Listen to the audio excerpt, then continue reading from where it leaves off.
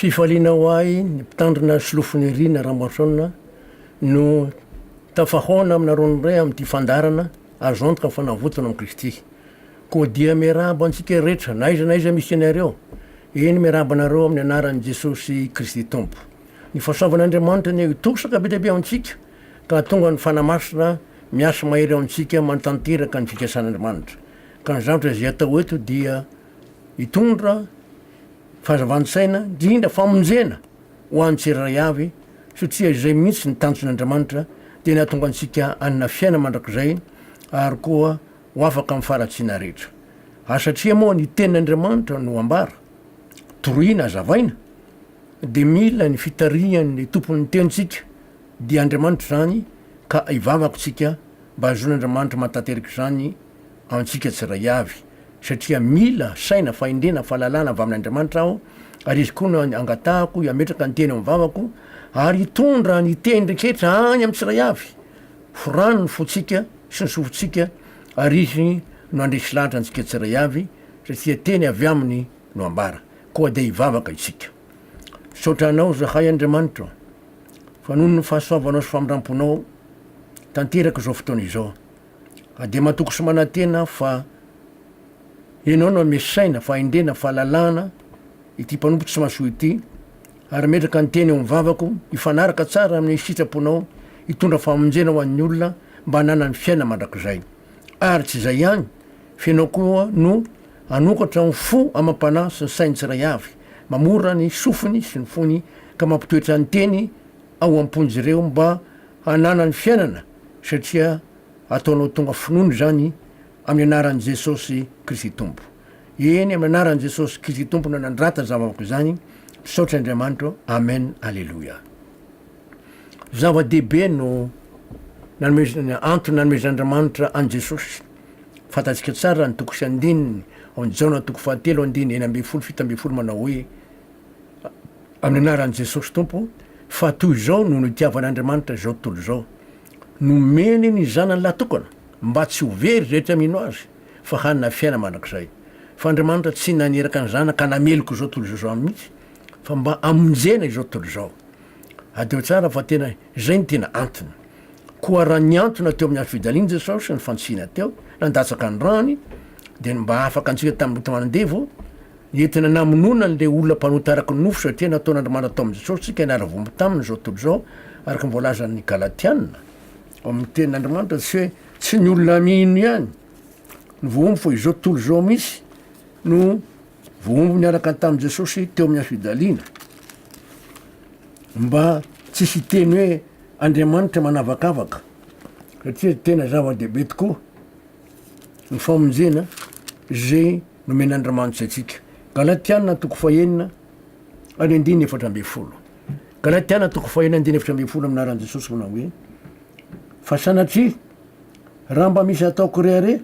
avatsy ny hazo fijalian'i Jesosy Kristy tombotsika zay naha voahombo zao tontolo zao tamin'ny hazo fijaliana raha ny amiko ary zaho kosa raha ny am'izao tontolo zao.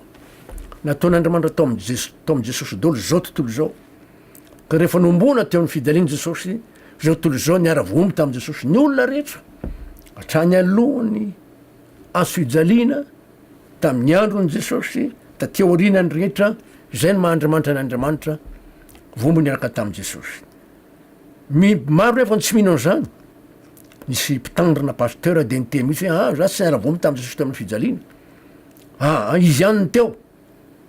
fa ho an'ny olona zay tena mino kosa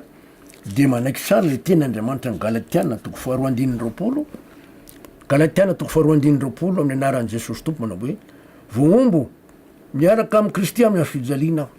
ary tsy za tsony nivela fa Kristy mivela tao anatiko fa zay velomako ankehitriny eo amin'ny nofo dia velomako amin'ny finoana ny zanak'Andriamanitra zay efa tiaka nahotran'ny tenany amonjy ahy.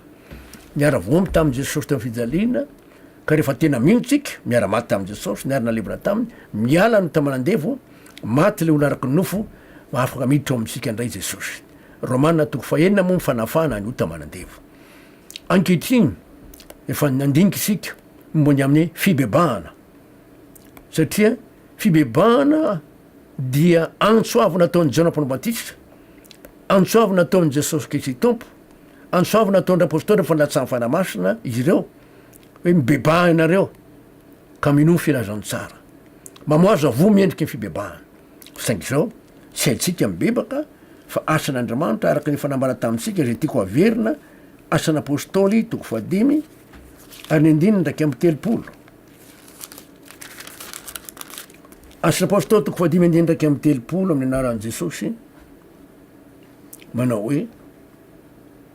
izy zany hoe jesosy kristy nasandratry ny tanakavanan'andriamanitra ho tombotsy mpamonjy hanome fibebany famelan-keliko ho any Israely. Jesosy Kristy de nasandrandriamanitra ho tombotsy mpamonjy ka izy no manome fibebana dikony hoe mibebaka moa de miala amin'ny falatsiana miova toetra hatrany amin'ny fisainana hatramin'ny fijery lazay ny vava ny any amin'ny fo ny fiatsika rehetrarehetra hatramin'ny zatry enony sofina miova izay no mahatonga hoe mibebahanareo ataontsika ahoana nanovany zany rehetrarehetra zany tsy haitsika any tsy fahitantsika manova amin'ny fiainantsika indrindra nanomezan'andriamanitra mpamonjy azo antoka Jesosy Kristy avy Nazareta araky ny teny hoe fa toy izao no nitiavan'andriamanitra zao tontolo izao nomeny ny zanany latoka mba tsy ho vereritra amino azy fa hanina fiaina mandrakizay zay mifanambarana Jesosy mame fibebahana sy famelan-keloka ho an'izay niaiky ny fahotany araky ny fanambarana teo aloha zay miaiky ny fahotany de mamela andriamanitra manadio azy ho afaka ny tsy famarinana rehetra araky ny voalazany jaona voalohany toko voalohany ary andininy fahasivy zay afaka mihitsy nohony am'le ranony Jesosy ary zao tsika de amin'ny ny batisa ny fibebahana ho amin'ny famelan-keloka ao arinona ny fibebahana zany aloha ny fitsinona de misy atao hoe batisa ary izy aloha no atao batisa satria agnitsy ataon'andriamanitra de avakitsika ny tenyandriamanitra ao amin'ny Matio 8:20 maro ny olona no maimaika atao batisa fa iza ny olona atao batisa Matio 8:20 ary indininy 7:20 sy ny 20 Matio 8:20 indininy 7:20 sy ny 20 fakitsika amin'ny anaran'i Jesosy Kristy tompo koa mandehany ianareo de atao mpianatra ny firenena rehetra manao batisa azy amin'ny anaran'ny ray sy ny zanaka ary ny fanamasina sady mampianatra azy hitandrina zay rehetra nandidiko anareo ary indro zao momba anareo mandrakariva ambara-pahatonga ny fahataperan'izao tontolo izao mazava ny hafatry Jesosy Kristy tompo alohan'ny akary no any-danitra mandehana ataovy mpianatra ny firenena rehetra ampianarina ny olona mony amin'ny famonjena ny soratra masa ny famarinana rehetra mandehana ataovy mpianatra ny firenena rehetra de avy rehefa mahalala izy manao batisa azy amin'ny anaran'ny ray sy ny zanaka ary ny fanamasina ary tsy mijanona eo fa mampianara azy ary rehetra nandikony eo misy ten'andriamanitra tsy maintsy mila ampianarany olona ary vonina Jesosy ny homban'le olona izay manaiky ho ampiasainy toy zany zava-dehibe tsy maintsy ampianarina ny olona fa raha ohatra ka tsy ampianarina tsy mety mihitsy nisy tovolahy anankiray nanontany azy fa vita batisa ve anao rahalahy fa vita pasteur zazalahy tokony eo amin'ny 4 taona eo izy io ka ahoana ny antony natonga anao natao batisa ka ny ray aman-dreniko nyteny tamiko hoe ny namanao natao batisa daholy ka ahoananao tsy mba mandroso andana misotra anarany amin'ny pasteur mba atao batisa izay ve tsisy fampianarana tsisy fibebahana tsy fantatry koa na niaiky ny fahotana izy na tsy mety zany ho rahalahy tsy araky ny ten'andriamanitra zany ao amin'ny Marka toko 9:20 iza ny olona atao batisa Marka toko 9:20 de zao mivolaza ny andininy 5:20 sy ny 4:20 Marka toko 9:20 andininy 5:20 sy 4:20 aminaran'i Jesosy ary ho izy taminy mandehana any am'izao tontolo zao ianareo ka mitoriny filazany tsara n'olombelona rehetra torina amin'ny filazany tsara anambarana amin'ny filazany tsara ny olona ao ny fampianarana ao koa ny fanambarana ny filazany tsara tsy maintsy torina amin'ny filazany tsara ny olona de ao no izy ny toy ny manaraka satria ny olombelona rehetra zay ny mahatonga ny hoe olona maro sakarazany mandeha mitory tsy maintsy ampianarana olona ka rehefa mandray izy mandeha koa izy mamitory any andininy ena amby folo zay mino tsy atao batisa no vonjena fa zay tsy mety mino no eloana. Zay mino i olona mino eo tonga tagny fibebahana satria batisa ny fibebahana ho amin'ny famelan-keloka. Raha tsy mino izy atahoana naovana batisa azy zay na hoe ampianarina tohina amin'ny filazany tsara tonga amin'ny fibebahana izy satria zay mihitsy ny tenyandriamanitra atao amin'ny marika toko voalohany. Marika toko voalohany 9:5. Marika toko voalohany 9:5 amin'ny anaran'i Jesosy Kristy Tompo manao hoe de niseho Jaona zay nanao batisa tany anefitra ka nitory ny batisa ny fibebahana ho famelan-keloka de nandeha nanatona azy ny tany Jodia rehetra sy ny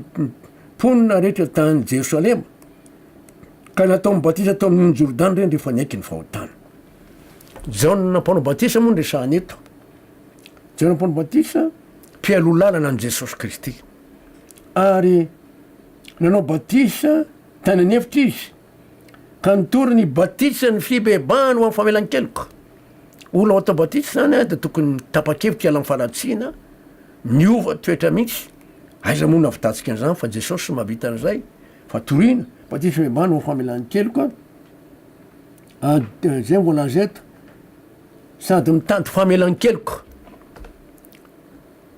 Ny olona te hiova tsy maintsy mitady famelan-keloka. Zao nefa tsy maintsy ekena le fahotana. Zereo tsany 5 de nandeha nanatona azy ny olona tany mponina rehetra tany Jerosalema ka natao mibatisa tao amin'ny ony Jordany reny rehefa niaiky ny fahotana. Le miaiky ny fahotana matetika tsy azon'ny olona satria zao mivoalazany amin'ny Jaona voalohany toko voalohany 9:7. Jaona voalohany toko voalohany 9:7 amin'ny anaran'i Jesosy. Raha miaiky ny fahotantsika isika de mahatoky somarina izy ka mamelany fahadisoantsika sy manadio antsika ho afaka amin'ny tsy fahamarinana rehetra. Tsy azon'ny olona hoe miaiky ny fahotana. Akabeazan'ny olona de miteny Andriamanitra mifonanao mpanotabia miaiky aho fa mpanao ratsy aho. Tsy miaiky ny fahotana zany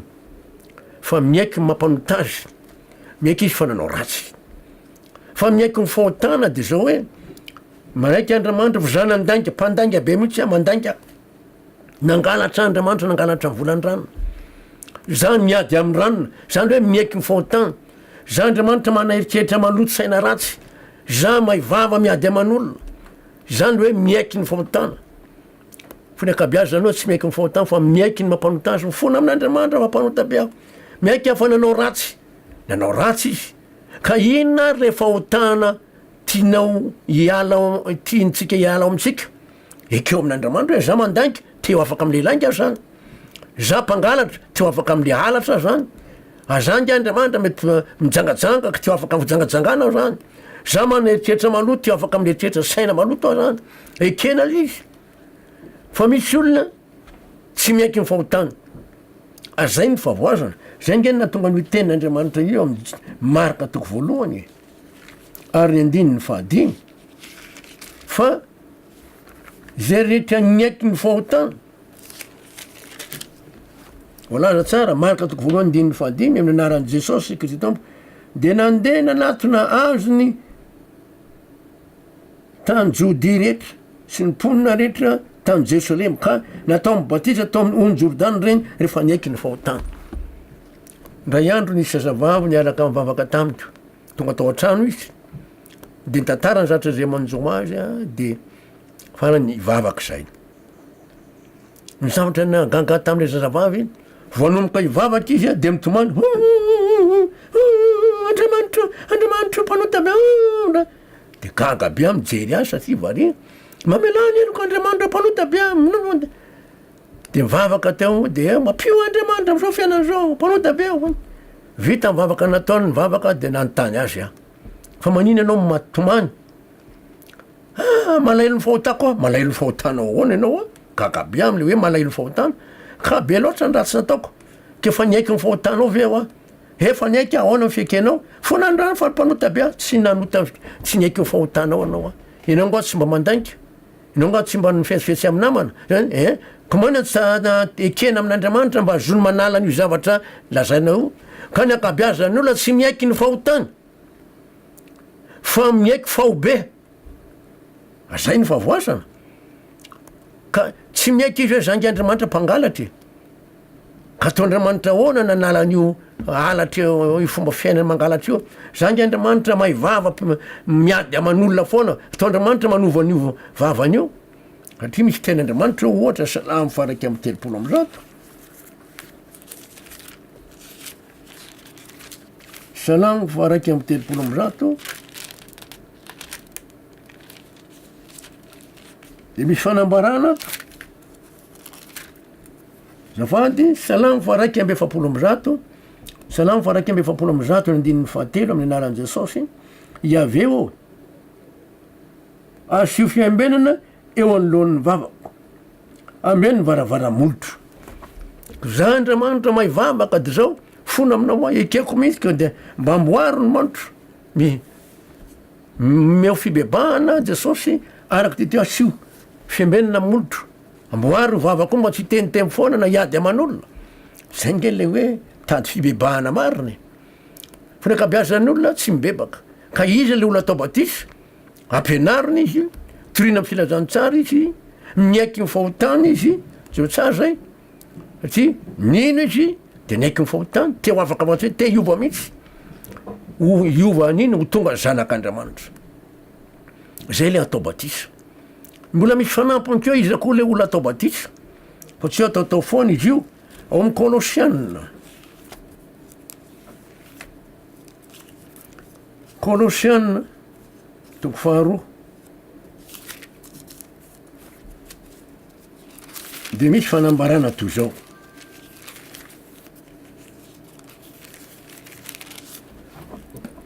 Kolosiana toko faharoa ny andiny ndraiky amby folo sy ndroa amby folo Kolosiana toko faharoa andiny ndraiky amby folo sy ndroa amby folo aminaran'i Jesosy ary tao aminy koa iany no namorana anareo tamin'ny famorana tsy natao amy tanana tamin'ny fanesorana ny tenany nofo de tamin'ny famorana Kristy tao amy Jesosy ny forana ny olona forana tsy natao amy tanana ao ny famorana io ny andiny ny faharoa amby folo fa niarina levona taminy anareo tamy batisa zay niarahanareo natsangana taminy ko no ny finoana ny asandriamanitra zay nananganazy tamy maty niara-vomy tamy Jesosy niara-maty taminy asan'andriamanitra io ary niara-vomy tamy Jesosy niara-maty de niarana levona amy Jesosy satria niara-vomy taminy alevona zay zany mahatonga an'le batisa va miteny latiny hoe batizo asoka ao anaty rano fanehoana hoe maty le olona ary io miara-vomba any Jesosy koa ny famorana amy fo afaka nota manandevo vo le olona nofo misy nofo malemy voalaza ny teny andriamanitra ny Galatianina toko fahadimy andiny efatra amby roapolo Galatiana toko fahadimy andiny efatra amby roapolo aminaran'i Jesosy fa zay amy Kristy Jesosy de fa nanombo ny nofony mba mifandrinitsy ny filany teo amy fijaliana vombo le nofo misany foana famorana io miara-maty amy Jesosy azay ny mazava-dehibe ty ten'andriamanitra zay vakitsika teo amy Kolosianina ity hoe famorana tsy natao amy tanana amy Jesosy Kristy tompo famorana tsy natao amy tanana asany hoe niara-vomba amy Jesosy vakiko hatramin'ny andininy telo amby folo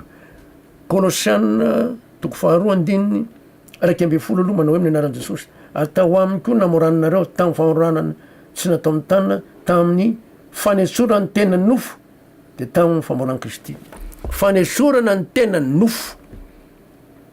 mbona mihitsy le olona araky ny nofo potehana de niala no tamanandevana fa niara-maty amy Jesosy tsika araka voalazany amin'ny Romanina toko fahenina ny andininy fahafito fa zay efa maty de afaka aminota zay efa maty de afaka aminota manandevo niala tamandeha mba azony Jesosy miditra ao hoe tsy zatsony mivela fa Kristy mivela tao tamiko vomba miaraka amy Kristy amy fijaliana aho tsy zatsony mivela fa Kristy mivela tao anatiko kanefa ny olona maty tsy maintsy alevona azay ny mahatonga le olona soka ao anaty rano ny andininy roa amby folo fa niarana levona taminy anareo tamy batisa zay niarahanareo natsangana taminy ko no ny finoana ny asandriamanitra zay nanangana azy tamy maty le olona soka ao anaty rano zany salaminy hoe nalevona niaraka tamin' jesosy io rano io zany tandindony fasana tsy hoe tandiny fasana ihany fa tandindony rano jesosy sy manadio azona famelany kely koa tsy zay ihany fa tandindony asa mifanamasina izy zay menazy voaka avy eo anaty rano izy de salaminy nitsangana tamy maty voaka avy anaty salaminy nitsangana tamy maty tonga zanak'Andriamanitra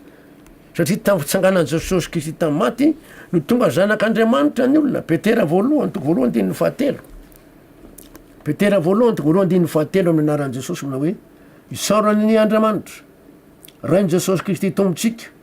zay niteraka antsika indray araky ny habeny famindram-pony ho amin'ny fanontena velona tamin'ny tsanganan Jesosy Kristy tamy maty. Tamin'ny tsanganan Jesosy Kristy tamy maty nateraka indray tsika tonga zanak'Andriamanitra voaka avy eo anaty natsangana zao tsara fa raha vao vita batisy Jesosy dia niditra teo amin'ny fanamasina toy nendriky ny vola malala de nisy fiavany an-danitra manao iteny zanako malalako sitrako izy nanao ny olona zay mivoaka avy anaty rano atao batisa koa zany de tsy maintsy mino izy fa miteny aminy Andriamanitra hoe zanako malalako ianao zanako malalako ianao tsy maintsy mino am'zay vera am'le Kolosianina toko faharoatsika ary andininy fa roa amby folo sy ny telo amby folo aminaran'i Jesosy fa niarina levona taminy nareo tamy batisa zay narahanareo natsangana taminy kio no ny finoana ny asan'Andriamanitra zay nanangana azy tamy maty. Asan'Andriamanitra nanangana Jesosy tamy maty, asan'Andriamanitra koa no nanangantsika ho tonga zanak'Andriamanitra ka tonga zanak'Andriamanitra de mena amin'ny fanamasina. Andininy telo amby folo ary ianareo zay fa maty ny fahadisoanareo sy ny tsy fiforany nofonareo de no velomina niaraka tamy Kristy rehefa navelany ny fahadisoantsika rehetra. Jereo tsara eto fa batisa amin'ny fibebano amin'ny famelan-keloka voavelany eliko satria batisa amin'ny fibebano ho amin'ny famelan-keloka mazava tsara amin'ny fanambarana ary ny batisa de tsy maintsy olona ampianarina olon-dehibe zany tonga fibebana olon-dehibe zany fa tsy zazakely akory le any amin'ny marika toko fa roa amby folo angedy zao e fametrahan-tanany ary ny batisa de voalaza tsara amin'ny Romanina toko fahaenina Romanina toko fahaenina andininy telo sy ny efatra zao voalaza ny Romanina toko fahaenina andininy telo alohan'ny anaran'i Jesosy tsy fantatrareo va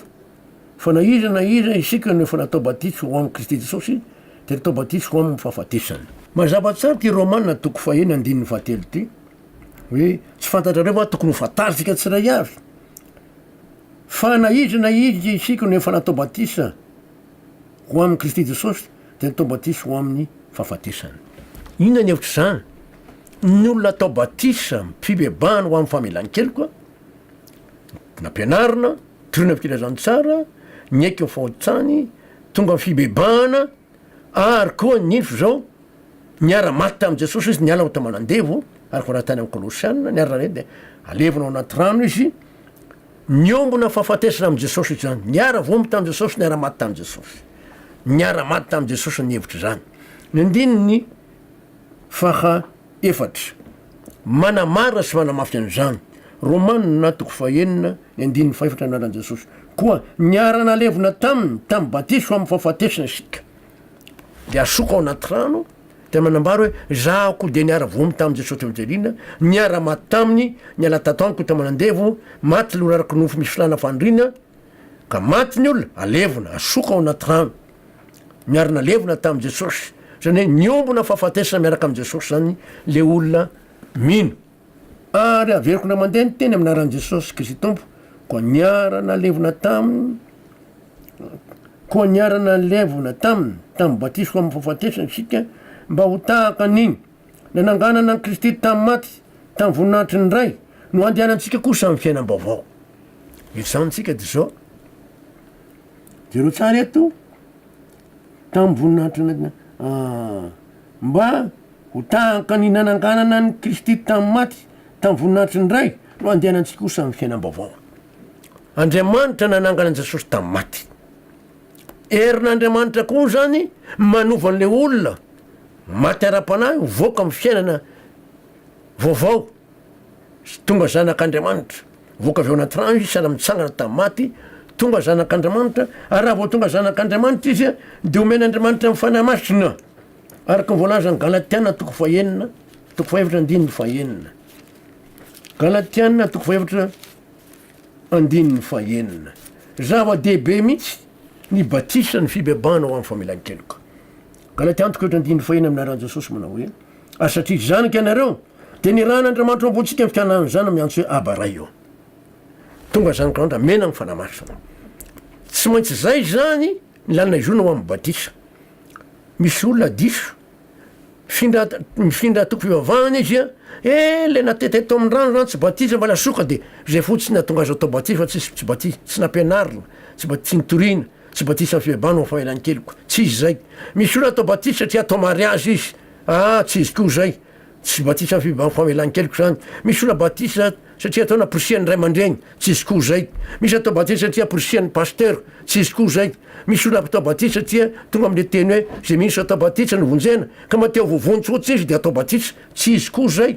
Tsy izy koa zay. Misy olona atao batisa satria nahoana namako rehetra mba navita batisa dao de zavy tsy mba atao batisa de lasa mba matao batisa. Tsy izy koa zay. Tsy mitondra famonjeny zany. Fa maika fitaka be ary makany afaverisana. Fa batisa ny fibebana ho amin'ny famelan-keloka, ampianarina le olona, tona filazany tsara, mino izy, miaiky ny fahotana izy, de ho afaka mifaratsy izy, meno Jesosy fibebahana izy, de natao n'Andriamanitra atao amin'ny Jesosy, niara vomy tamin'ny Jesosy, niara maty amin'ny Jesosy, tsy maintsy mino an'izay, famorana tsy nataony tanina, niala no tamanandevo, maty le olona araky nofo, misy filana fanirina, de asoka ao anaty rano izy nalevona, vita ny tantaran'le olona taloha, amin'ny finoana, voaka avao anaty rano izy, tonga zanak'Andriamanitra, mena amin'ny fanamasina, batisa ny fibebahana ho amin'ny famelan-keloka. Rehefa mivoaka avao anaty rano izy, tonga zanak'Andriamanitra mena amin'ny fanamasina. Ary Andriamanitra mihitsy miteny amin'ny hoe zanako, raha tena nampianarina izy, ka tena nino izy, ka nandray ny fibebahana avy amin'ny Jesosy Kristy tompo avy a Nazareta. Fa raha tsy avy amin'ny Jesosy le fibebahana fa fiezany, tsy vitany io. Azay ny isaontsika Andriamanitra fa mandrakizay ny fampirampony. Satria asan'Andriamanitra ny famonjena. Ary ny fananganana amin'ny maty, asan'Andriamanitra io. Andriamanitra nanangany Jesosy tamin'ny maty, tsy maintsy Andriamanitra koa no manangantsika ho tonga tena zanak'Andriamanitra marina fa tsy vitan'ny olombelona. Isaorantsika Andriamanitra fa mandrakizay ny fampirampony. Noho zany fanambarany sy fanampiarana zany. Amen. De hivavaka tsika, pason'Andriamanitra manampy antsika hatrany. Saotranao zay Andriamanitra ny fampiraponao, fomba fahasavanao dia ianao nanamara ny tenao ao amin'ny fiainanay. Ho an'izay olona mino, tonga ny fibebahana maro rehefa nampianarina, niaino, de meno Jesosy fibebahana marina, ka niaiky ny fahotana izy, ary koa afaka amindreo ota manandevo sy ny filana rehetrarehetra. Ka de ankalazaiko anao mena voninahitra zany fampianarana zany amin'ny anaran'i Jesosy Tompo, saotra Andriamanitra. Amen. Alleluia. Mino afa zao, fantatsika am'izay ny atao hoe miaiky ny fahotana. Tena ekena mihitsy le fahotana fa tsy hoe mifona n'andro mampanota miaiky mampanota zay. Nanao ratsy aho, maro nanao ratsy daholo olombelona, fa samy manana ny kileman'ny olona, mandainga, mangalatra, man'olona mijangajanga, miteny ratsy, fetsifetsy aman'olona, tsy miraharaha fivavahana, tsy mamaky baiboly, sy ny sisa, maro be. Ekeo ny Andriamanitra mba zahoany Jesosy mameny fibebahana marina ho antsika rehefa mitady famonjena. Ary rehefa Jesosy mameny fibebahana, azo antoka amin'ny famonjena, ary mandrakizay ny famindrapon'Andriamanitra. Amen. Veloma ary mandram-piaona de manaraka indray tompoko fa samy Andriamanitra amintsika rehetra ao tanteraka amintsika fikasany aminaran'i Jesosy. Amen.